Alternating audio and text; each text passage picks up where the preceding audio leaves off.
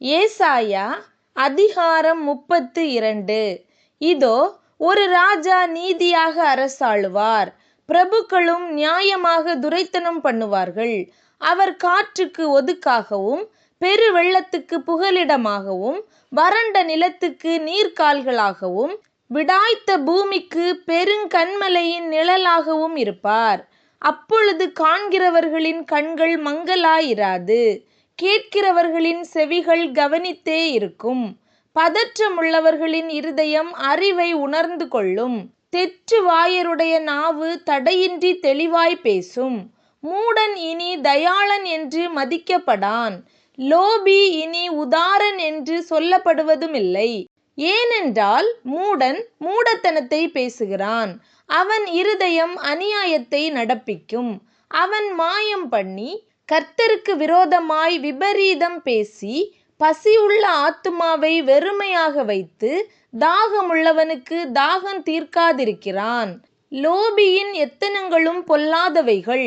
ஏழைகள் நியாயமாய் பேசும்போது அவன் கள்ள வார்த்தைகளாலே எளியவர்களை கெடுக்கும்படி தீவினைகளை யோசிக்கிறான்.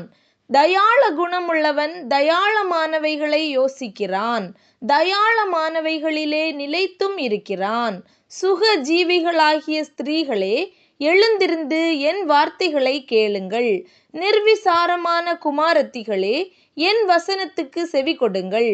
நிர்விசாரிகளே, 1 வருஷமும் சில நாட்களுமாய் தத்தளிப்பீர்கள்.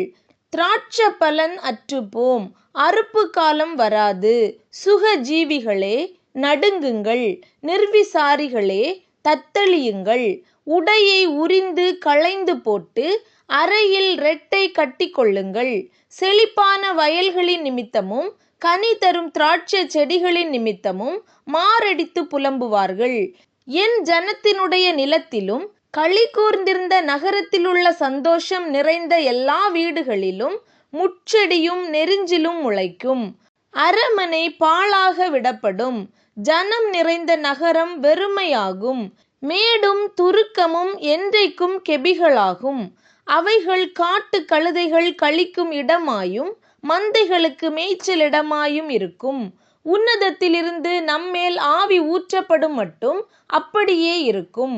அப்பொழுது வனாந்தரம் செழிப்பான வயல்வெளியாகும். செழிப்பான வயல்வெளி காடாக எண்ணப்படும். வனாந்தரத்திலே நியாயம் வாசமாயிருக்கும்.